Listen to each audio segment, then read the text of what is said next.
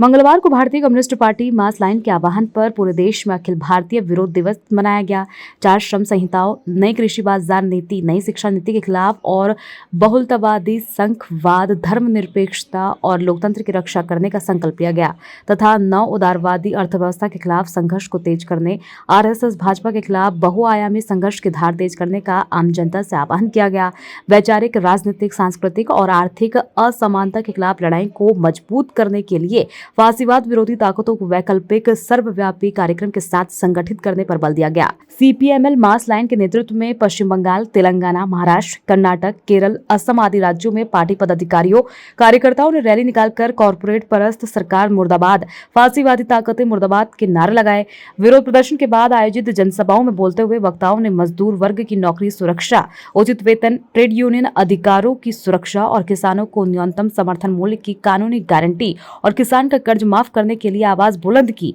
वहीं खेतीहर मजदूरों के लिए पूरे देश में एक समग्र कानून बनाने, भूमिहीन और गरीब किसानों को जमीन देने, आदिवासी वन अधिकार अधिनियम 2006 को लागू करने तथा जल जंगल जमीन की रक्षा करने के लिए संघर्ष तेज करने पर बल दिया गया। वक्ताओं ने कहा कि फासीवादी आरएसएस भाजपा भारत के कोने कोने में सांप्रदायिक ध्रुवीकरण कर रही है। कहीं औरंगजेब के मकबरे के नाम पर, कहीं मस्जिद के नीचे मंदिर होने के बहाने, कहीं होली के त्योहार की आड़ में आरएसएस भाजपा का सांप्रदायिक ध्रुवीकरण का ये घिनौना और खतरनाक तरीका इस बात का स्पष्ट प्रमाण है कि वे जनता, खासकर मेहनतकश जनता की ताकतलिक, ज्वलंत और समाधान योग्य समस्याओं को हल करने में पूरी तरह से असमर्थ है। असम कृष्णा गोगोई, झारखंड डीसी गोहेन, कर्नाटक डीएच पुजार व केबी गोनाल, केरल हरिदास, कोलकाता में भाजपा माले mass line, new democracy PCC एवं